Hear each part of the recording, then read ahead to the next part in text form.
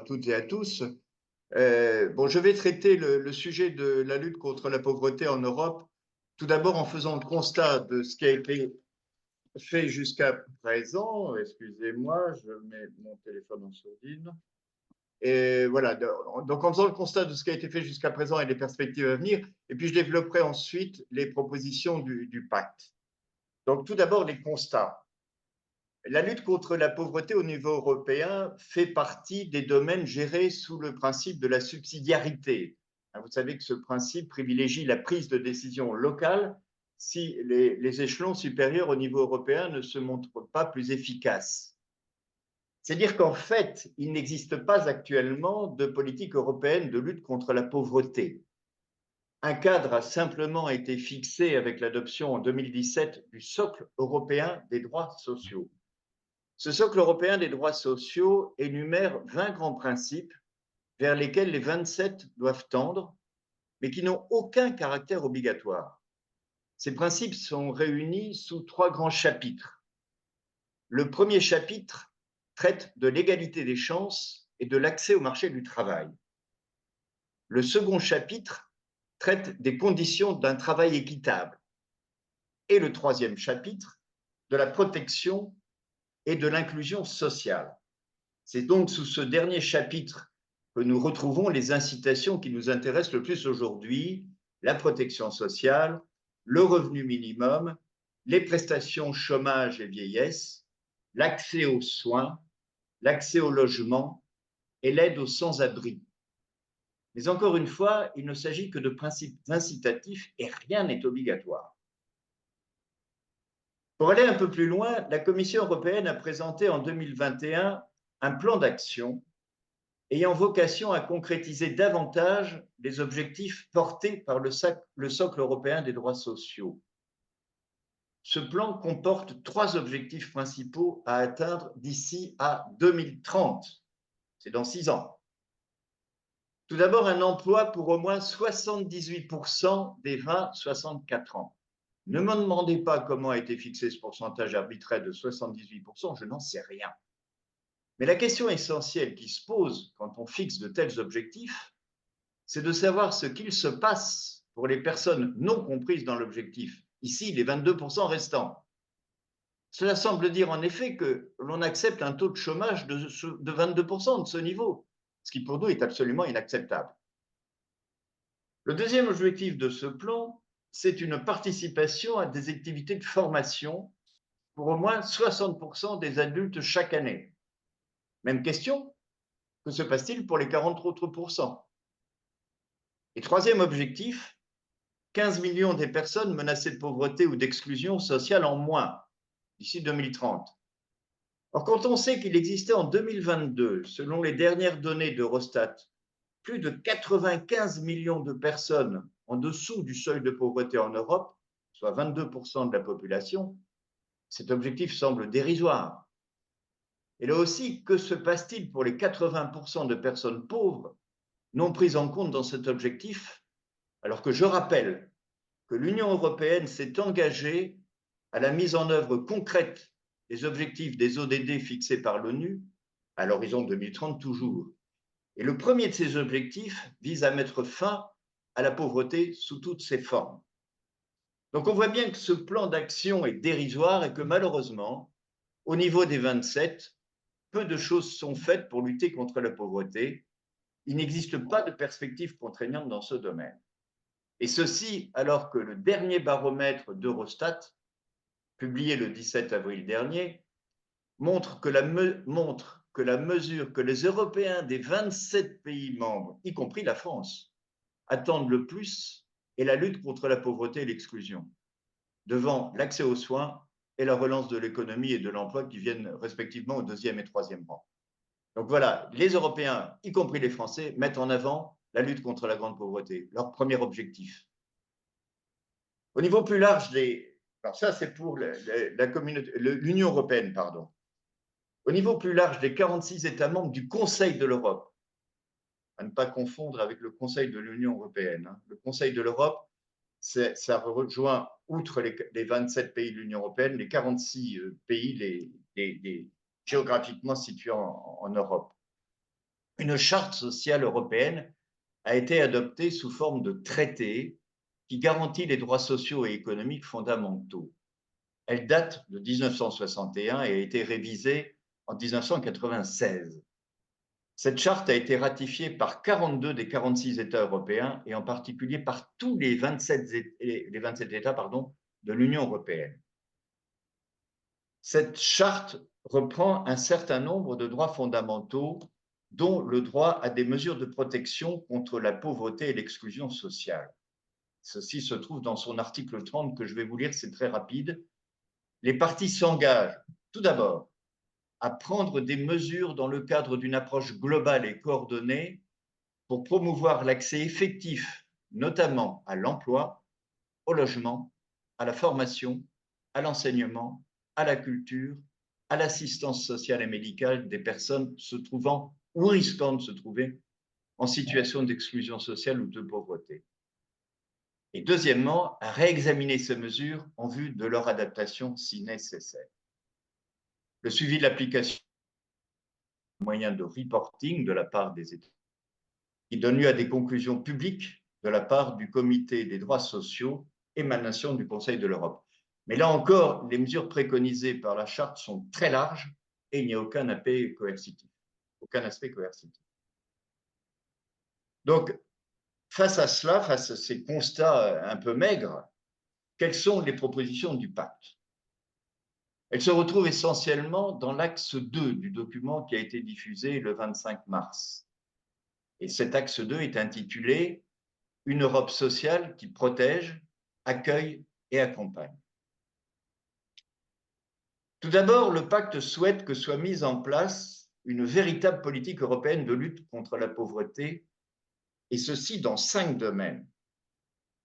Premier domaine, la convergence sociale entre les États membres, telle que préconisée par l'article 30 de la Charte sociale européenne, que je viens d'évoquer, en ce qui concerne le droit à la protection contre la pauvreté et l'exclusion sociale, et ceci dans le but de ne laisser personne de côté. Donc, premier point de cette politique européenne que l'on souhaite. Deuxième point, le développement de nouveaux indicateurs européens sur la pauvreté et l'exclusion sociale qui prennent davantage en compte toutes les dimensions de la pauvreté et qui associent dans leur élaboration les personnes en situation de pauvreté. C'est quelque chose effectivement auquel on tient absolument, l'association des personnes en situation de pauvreté à ces décisions et à la définition de ces indicateurs.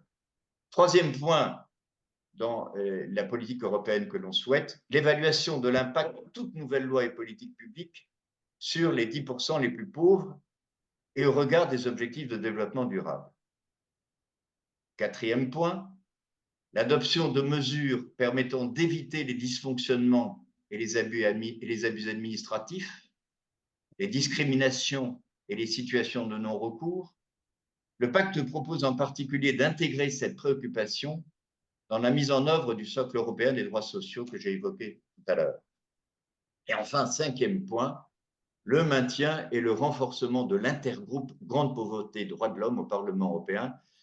Ces intergroupes, c'est un peu comme les commissions parlementaires au niveau de notre Assemblée nationale. Et cet intergroupe est indispensable pour garantir que la pauvreté soit prise en compte dans toutes les politiques de l'Union européenne grâce à des échanges transpartisans. Nous voulons que cet espace gagne en importance en devenant vraiment un espace de dialogue direct entre les décideurs européens et les personnes en situation de pauvreté.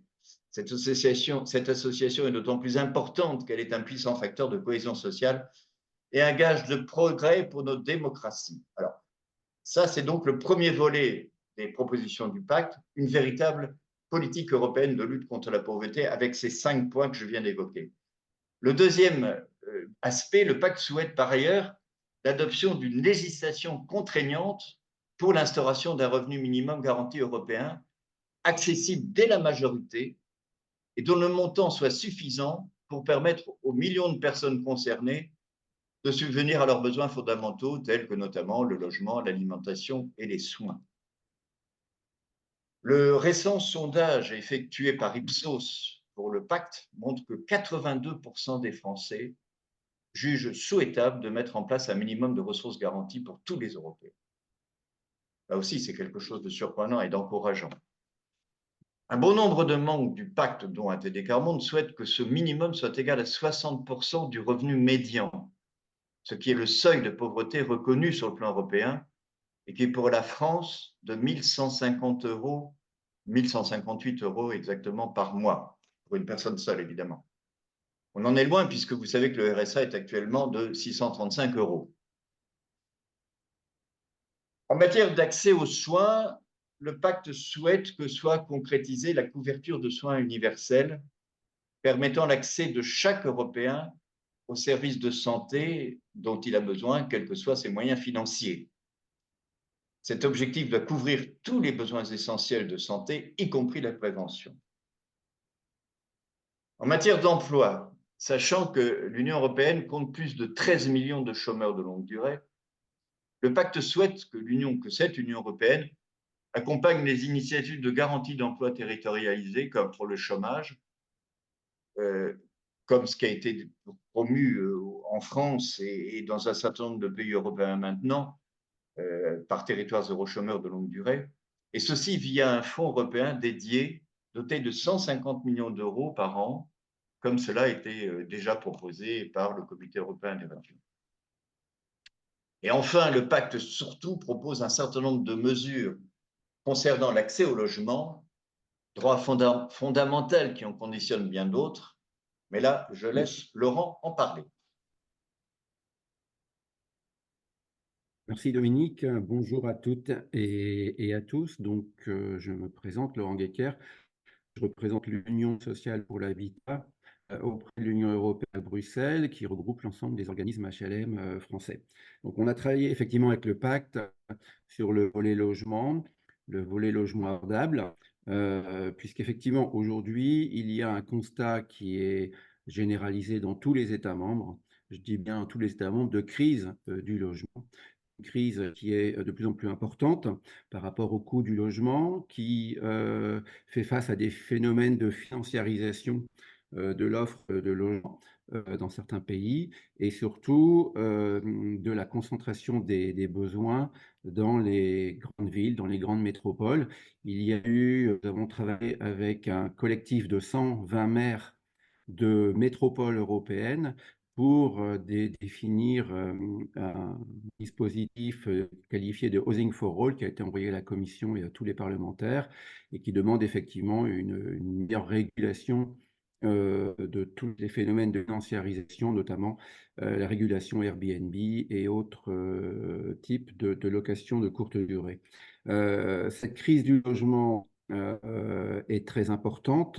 Elle touche bien entendu les populations à faible revenu par une explosion croissante et un nombre important, de plus en plus important de sans-abri dans l'Union européenne. Je crois qu'on est à près de 900 000 recensés par la Commission européenne, mais également un problème sur le logement abordable et sur l'accès au logement de ce qu'on appelle les key workers au niveau européen, c'est-à-dire les salariés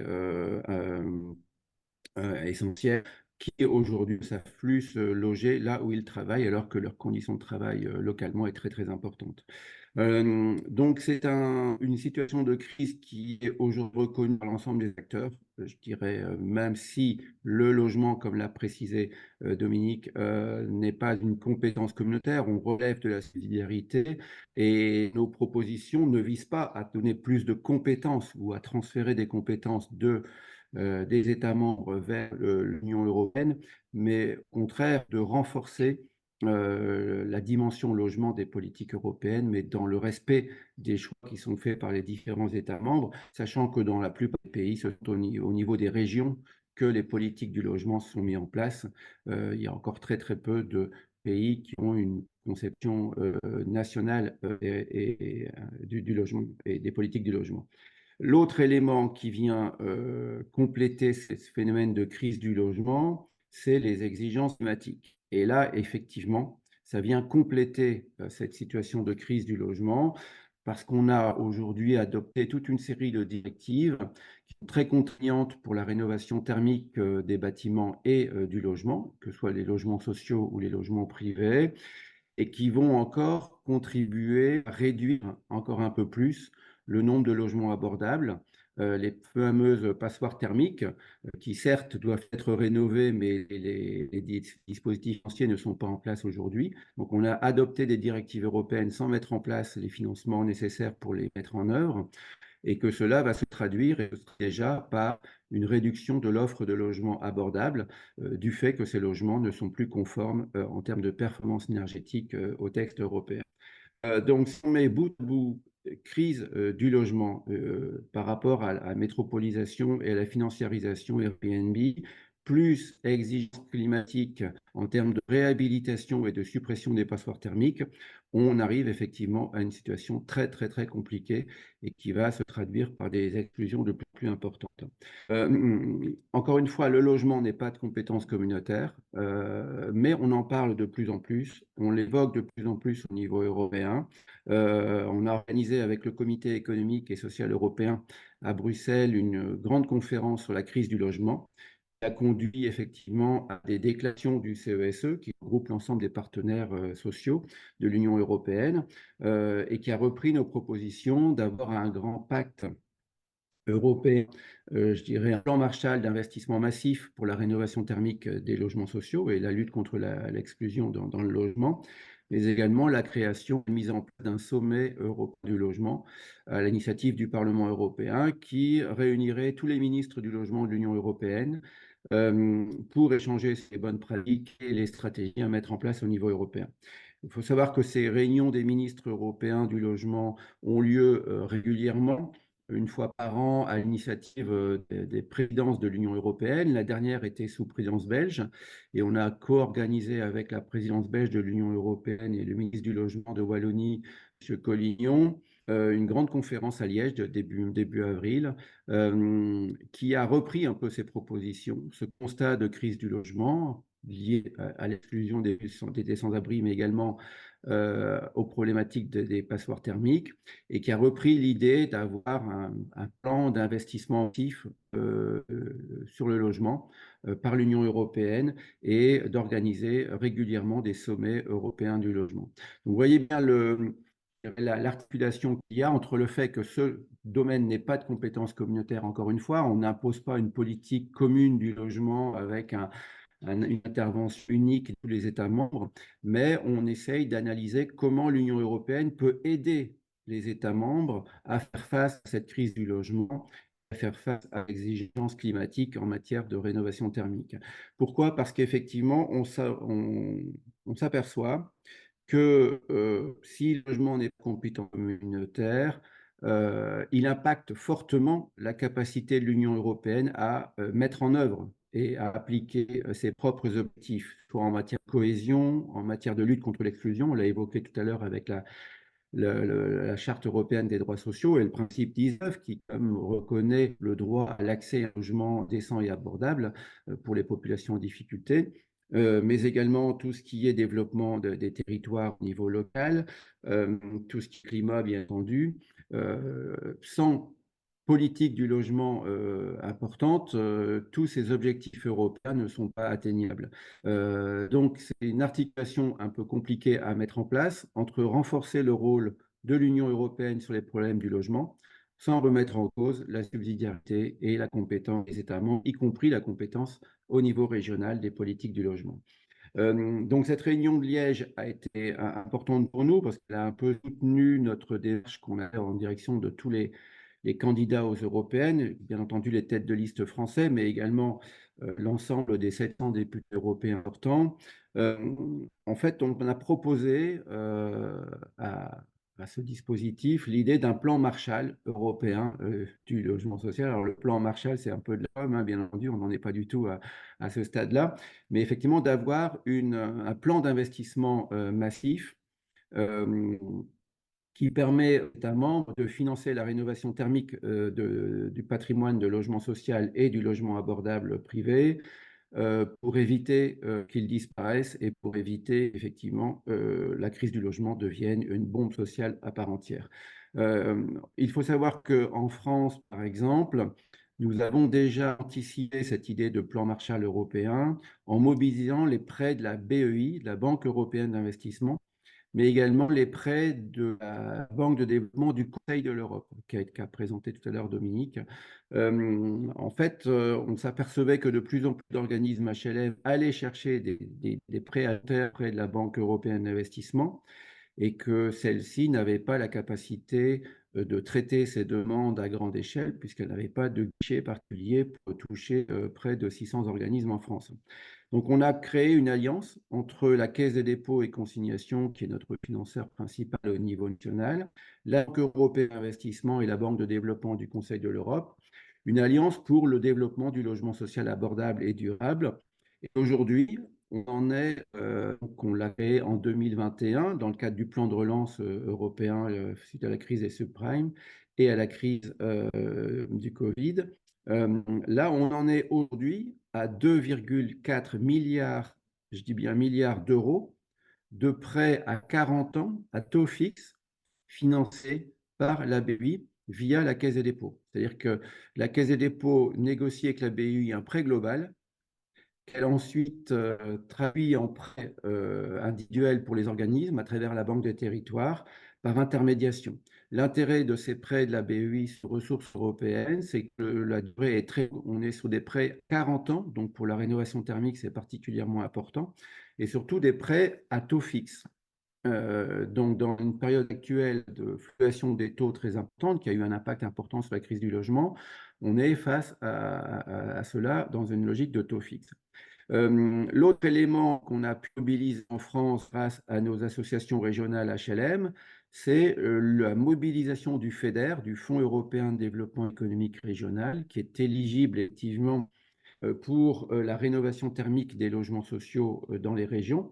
Et quand on cumule l'ensemble des programmations des différentes régions françaises, on en est à 436 millions d'euros, 436 millions d'euros de subventions FEDER affectés par les conseils régionaux aux organismes HLM. Donc l'idée d'un plan Marshall vise finalement à mettre tout ça dans un seul tuyau, puisqu'on peut également mobiliser, nos organismes le font, des garanties gratuites auprès de l'Union européenne dans le cadre du programme InvestEU. Donc si on cumule le FEDER, les prêts BEI et la garantie publique InvestEU, on arrive à avoir un paquet complet de financement. L'important, c'est que ces financements soient accessibles dans un taux unique. Aujourd'hui, le FEDER est géré par les régions, la BEI est gérée par la Banque des territoires, InvestEU est géré par la Commission, chacun a ses propres règles, chacun a ses propres dispositifs en termes d'assiettes éligibles, et nos organismes ont du mal à mobiliser ces différents financements. Donc l'idée d'un plan Marshall européen vise à unifier tous ces dispositifs et à le rendre beaucoup plus lisible pour les ménages qui en bénéficient, soit à travers la rénovation de leur logement en locatif ou en accession. Donc on est bien sur cette articulation entre d'un côté des politiques du logement national ou régional qui doivent être boostées pour atteindre les objectifs européens plus généraux de cohésion, de climat, de développement des droits sociaux, de semestre européen, et de l'autre, je dirais, une capacité à mobiliser tous ces fonds en les simplifiant, les rendant plus lisibles pour nos membres. On a également beaucoup travaillé sur les problèmes de pouvoir d'achat liés à la dimension énergétique. Là, effectivement, une directive européenne permet d'avoir un dispositif particulier de financement et de pouvoir d'achat lié aux énergies, et donc effectivement de développer ce dispositif dans le cadre de la prochaine mandature, et surtout d'organiser régulièrement un sommet européen du logement à l'initiative du Parlement européen qui permettrait, je dirais, de réguler chaque année les dispositifs, les adapter pour que ce soit articulé entre les politiques du logement des États membres et les politiques européennes. Ce qui nous a étonné, c'est que ces propositions qui peuvent apparaître très ambitieuses, hein, un plan Marshall européen de massification des aides, les montants près de la BEI, là, on voit bien qu'il y a là, je dirais, une sorte d'ambition qui était disproportionnée par rapport à l'absence de compétences. on était très étonné de voir que, par exemple, un commissaire comme le commissaire Schmitt, qui est en charge de l'emploi et des affaires sociales, a complètement soutenu notre démarche. On lui a présenté ces éléments manifestes et il est lui-même candidat à la présidence de la Commission européenne dans la prochaine mandature. Et dans ses discours, il renvoie à la question de plan Marshall, d'investissement, de Housing for All, appuyé par les 120 maires des métropoles européennes. Donc on est sur un niveau aujourd'hui de commande politique, de prise en compte politique, jamais atteint au niveau européen, compte tenu du principe de subsidiarité. Mais aujourd'hui, la crise est tellement importante qu'on ne peut pas ne pas agir. Ça, c'est très important. L'autre élément important, c'est qu'on retrouve aujourd'hui, quand on regarde les programmes politiques des principales têtes de liste en France, on retrouve cette idée de plan Marshall d'investissement de logement social, de mise en œuvre de la Charte européenne des droits sociaux, etc. Donc même les candidats qui n'avaient pas pour priorité de traiter le logement dans leur programme pour la prochaine mandature, l'ont intégré, ont bien compris la difficulté, les phénomènes de crise du logement qui est partout en Europe, et donc a repris ces dispositions. Et donc ça, c'est particulièrement important de voir, alors que ce n'était pas une priorité dans les projets de manifeste et de priorité des candidats, que ça a été introduit également. Donc voilà en gros dressé le paysage. Donc c'est un paysage nouveau qu'il nous faudra alimenter, bien entendu, jusqu'au 9 hein, par rapport aux candidats, mais au-delà, travailler sur la mise en œuvre de tous ces dispositifs. Et je confirme l'importance qu'a signalé Dominique tout à l'heure de la création ou du maintien d'un intergroupe parlementaire. On l'avait déjà créé il y a quelques années pour traiter des services publics et de ce qu'on appelle les services d'intérêt économique général avec Françoise Castex à l'époque. Ce sera très important que dans la prochaine mandature, qu'au prochain Parlement européen, il y ait un intergroupe qui puisse accueillir la question du logement pour qu'on puisse traiter et continuer à alimenter. Et bien entendu, de mettre en œuvre l'idée de ce sommet européen du logement à l'initiative du Parlement européen. Là aussi, déjà de sérieuses garanties de députés qui ont de fortes chances d'être élus, de relancer effectivement ce dispositif et de lancer les convocations à ce sommet européen. Donc voilà en gros, résumé en quelques lignes, hein, quelques temps, où on en est au niveau européen. C'est quand même quelque chose de nouveau qu'il faut alimenter en termes de propositions. Encore une fois, on nous a reproché de vouloir transférer des compétences des États membres vers l'Union européenne. Ce n'est pas du tout le cas, hein. Chaque État membre sera libre et continuera d'être libre de définir sa propre politique du logement. En tout cas, il aura le soutien de l'Union européenne à travers ce plan d'investissement massif du logement abordable, mais également la mise en œuvre d'autres dispositifs tout à fait aussi importants. Merci beaucoup Laurent. Il nous reste 15 minutes pour... merci beaucoup Laurent et Dominique en l'occurrence pour cette présentation préalable. Il nous reste une quinzaine de minutes pour les questions-réponses que vous pouvez poser dans le chat directement. J'en pose déjà une à Dominique sur... t'as pas dit en introduction, c'était pas forcément l'angle de l'intervention, mais sur les raisons en fait de la pauvreté en Europe. Elles sont les mêmes dans chacun des pays d'Europe. Est-ce que là, tu as des... Non, bah, les causes sont sensiblement les mêmes dans tous les pays européens. C'est que, comme en France, il n'y a pas de volontarisme politique d'arriver à éradiquer la grande pauvreté. Le gros problème, c'est ce manque de volontarisme politique dans tous les pays. Et on le vit également en France, évidemment. Mais ceci dit, les crises économiques, les différentes crises qu'on a pu avoir récemment, qui ont développé encore depuis 2020, en gros, le développement de la pauvreté. Malheureusement, le niveau de pauvreté avait été assez stable depuis le tournant du siècle, là, depuis 2000. C'est à peu près dans l'ensemble des pays, c'est vrai en France en tout cas, et c'est vrai dans les pays en tout cas de l'Europe de l'Ouest, les moins pauvres, les plus riches. Et ça s'est écroulé à partir de 2020 à cause de la crise du Covid en particulier, mais pas que. Et on s'aperçoit dans tous les pays que le taux de pauvreté a augmenté depuis lors. Voilà. Mais c'est surtout un problème de volontarisme politique qui manque dans tous les pays, et en particulier au niveau de l'Europe. On le voit avec ce principe de subsidiarité qui fait que puisque la Commission européenne ne se saisit pas de ce problème, pardon, c'est aux différents États membres de s'en saisir. Encore faudrait-il qu'elle le fasse, qu'ils le fassent.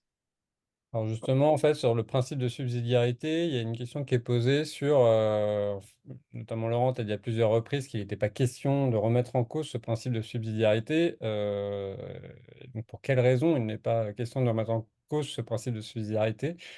Et j'en profite sur une autre question, sur la question du logement. Est-ce que ce serait en l'occurrence une solution que ce soit repris en main par l'Union européenne? Est-ce qu'il y a des pays sur la question du logement qui sont meilleurs que d'autres sur notamment la question du logement social ou sur la rénovation thermique des logements? Oui, effectivement, la subsidiarité est un principe du traité, hein. On ne le change pas comme ça du jour au lendemain. Il faudrait réviser le traité, introduire une compétence exclusive sur le logement. On est très très loin, encore une fois. L'idée, c'est que l'Europe doit mieux aider les États membres à mettre en œuvre leur politique du logement. Pourquoi pas en fixant des objectifs quantitatifs.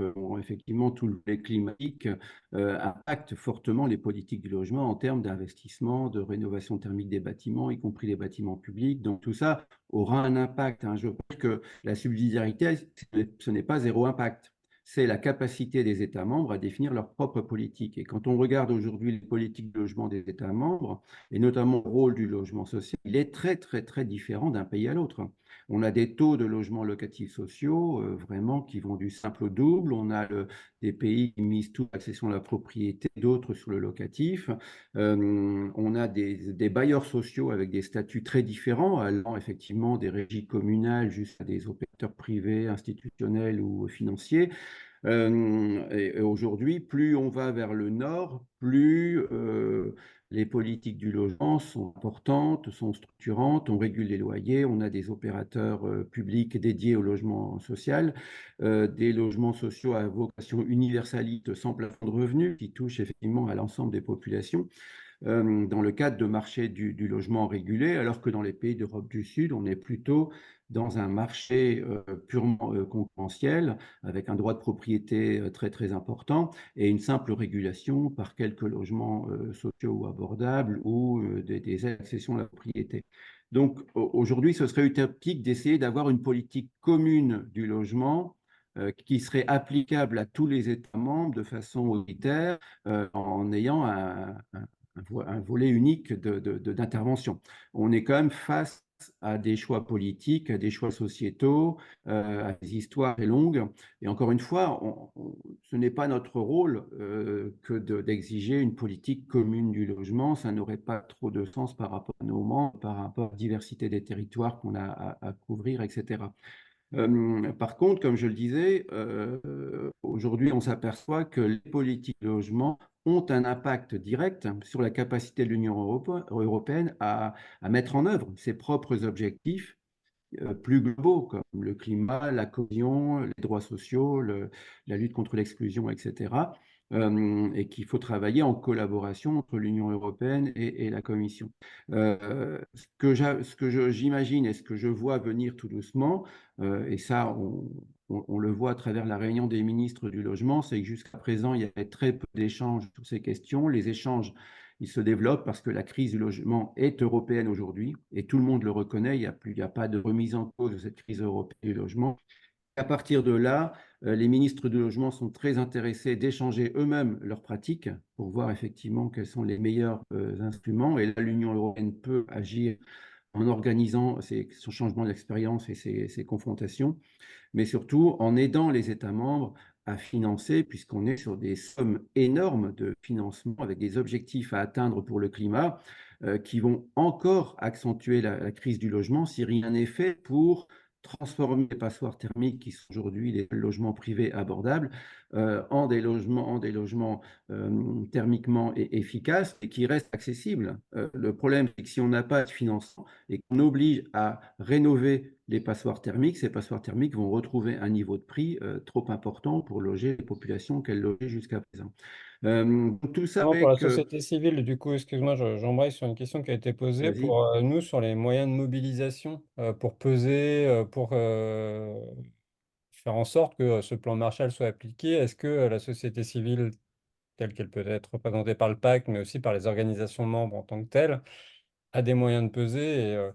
Et Dominique pourra aussi peut-être répondre à cette question sur la partie pauvreté, sur les coordinations. On parlait de l'intergroupe, mais aussi les coordinations de la société civile au niveau européen sur la lutte contre la pauvreté.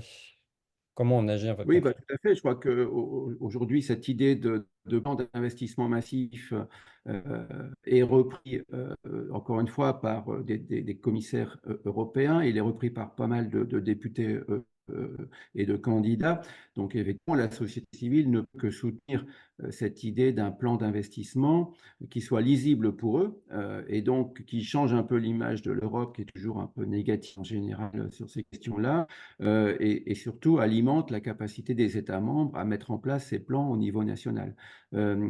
Et donc, on aura un nouveau Parlement européen, de nouveaux députés. Il faut effectivement que dès la rentrée parlementaire, il y ait des propositions très claires du Parlement européen pour mettre en œuvre ce plan Marshall d'investissement en logement abordable, avec l'appui des 120 maires de métropoles européennes. Enfin, on peut avoir une dynamique collective qui soit suffisamment forte pour influencer et accentuer la prise en compte de ces propositions. Là, je suis assez confiant parce qu'on voit il y a peu de rejet de cette idée. Alors, le concept de plan Marshall est un peu un concept de communication, hein, c'est pas, le wording est un peu différent dans la réalité, mais un plan massif d'investissement à long terme qui mixte, encore une fois, la garantie publique de l'UE, le Fonds européen de développement économique régional et les prêts de la BEI, ça peut parler effectivement aux citoyens, ça peut parler aux acteurs, de pousser pour qu'ils soient mis en œuvre. Encore une fois, avec une simplification, il faut qu'il n'y ait qu'un seul guichet. Il ne faut pas qu'on ait 30 guichets différents pour aller chercher des fonds à droite à gauche. Donc tout ça, effectivement, peut être soutenu et doit être soutenu, compris par la société civile. Oui, alors, moi, je rajouterais effectivement que sur le plan social, d'une façon générale, et ça rejoint une question intéressante qui a été posée, existe-t-il les prémices d'une volonté d'Europe sociale de la part des institutions européennes? C'est un point intéressant parce qu'il y a eu à ce sujet-là une certaine évolution. Autour des années 2015, le commissaire de l'époque, qui était Jean-Claude Juncker, le luxembourgeois, avait pris conscience de la nécessité de développer une Europe sociale. Et c'est un peu lui qui avait été à l'origine de ce socle européen des droits sociaux. C'est à ce moment-là que ça a été créé. Alors, le problème, c'est qu'après, avec les différentes crises dont on a parlé, et on est un peu revenu là-dessus, et on voit que malheureusement, le plan d'action là, que j'ai évoqué tout à l'heure, que j'ai développé tout à l'heure, est tout à fait dérisoire dans cette volonté d'une Europe sociale. Enfin, on en est très loin, on est même très loin de ce qui se passe dans la plupart des pays. Enfin, c'est une incitation absolument insuffisante. Donc, oui, on a été à un moment aux prémices d'une volonté d'Europe sociale, et malheureusement, on est un peu revenu en arrière pour différentes raisons et qu'on a pu vivre aussi dans les différents pays participants. Juste Je du coup, réponds à la question qui a été posée là. Mais bah, il y en aura une autre sur la on peut, mobilisation des sociétés au niveau des sociétés, pardon, la société civile, pardon, nos organisations au niveau européen. Juste une question pour Laurent, parce qu'en fait, il y a cette question qui est posée plusieurs fois sur, en fait, parce qu'on dit plan Marshall en termes de communication, on l'entend bien, mais est-ce que du coup, est-ce qu'on a un montant? Est-ce que ça vaut un pourcentage? Enfin, de quoi on parle en fait? Non, non, on est pas encore à définir le montant et des domaines éligibles, hein. On en est à essayer de vendre un concept qui évite que l'on ait 10 instruments spécifiques complémentaires à mobiliser pour atteindre cette notion de plan d'investissement massif. Ce qu'il faut, c'est qu'il y ait une simplification des dispositifs existants, que l'on évalue, et ça a déjà été fait, les montants financiers qui sont nécessaires dans chaque État membre pour appliquer les directives européennes sur la performance énergétique des bâtiments notamment, qui vient d'être adoptée quand même par le Parlement dans la mandature précédente. Donc tout ça fait que on n'en est pas aujourd'hui à chiffrer quelque chose, mais à lancer un dispositif où, encore une fois, on veut simplifier l'accès de ces dispositifs complémentaires, ayant une seule voie d'accès, et qui mixe les différents outils dont dispose l'Union européenne pour aider les États membres à rénover thermiquement leur parc de logements abordables et les passoires thermiques en priorité.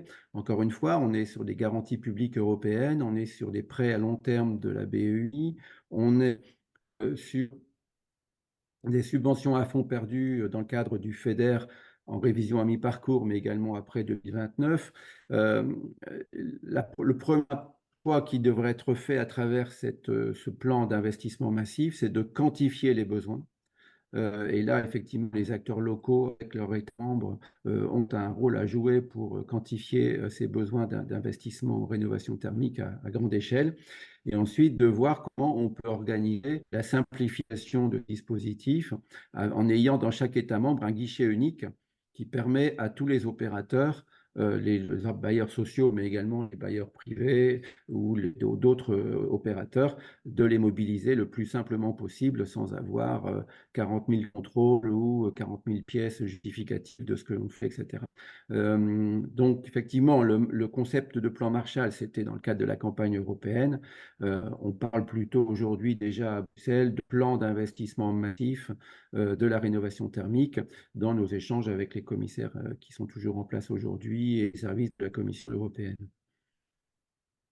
Bien, peut-être une dernière question parce qu'il est 9h28. Il y a justement sur cette dimension, et ça concerne là, les deux sujets, tu viens un peu d'y répondre parce qu'il y a une part d'incitation, il y a une part, on le dit beaucoup, d'investissement, de fonds, mais c'est quoi le plan pour avoir ces fonds-là? C'est-à-dire, ils sont pris sur autre chose. On se dit, là, il y a un mauvais équilibre ou il y a des mauvais choix politiques qui sont faits dans les orientations budgétaires ou c'est des contributions supérieures des États membres? Comment ça se passe en fait concrètement quand on demande plus d'argent? Bon, on en est au tout début. On lance le concept, on essaye de mettre du contenu. On va travailler sur des propositions très opérationnelles juste après les élections. Encore une fois, la question est de savoir comment on va utiliser les fonds existants dans le cadre d'un plan. On a eu des plans de relance après le Covid, etc., qui ont eu un impact important pour la lutte contre le chômage, etc. Il faut trouver effectivement les masses financières. L'Union européenne peut s'endetter au nom des États membres pour alimenter ce fonds également, hein. La BEI, c'est quand même devenu la Banque du climat et elle est prête, elle est très intéressée à investir dans le logement social et le logement abordable également. On travaille très très bien avec la BEI, tant à Paris qu'avec dans notre alliance qu'à Luxembourg. Donc tout ça mérite que l'on identifie aujourd'hui, et la Commission européenne l'a déjà fait en partie, tous les aides possibles et imaginables de l'Union européenne qui pourraient être mobilisées dans ce plan d'investissement. Et on l'a déjà fait sur le logement social. On a un recueil d'une quarantaine de programmes européens qui financent aujourd'hui le logement social. Alors, des micro-programmes sur des programmes d'échange, Interreg, etc.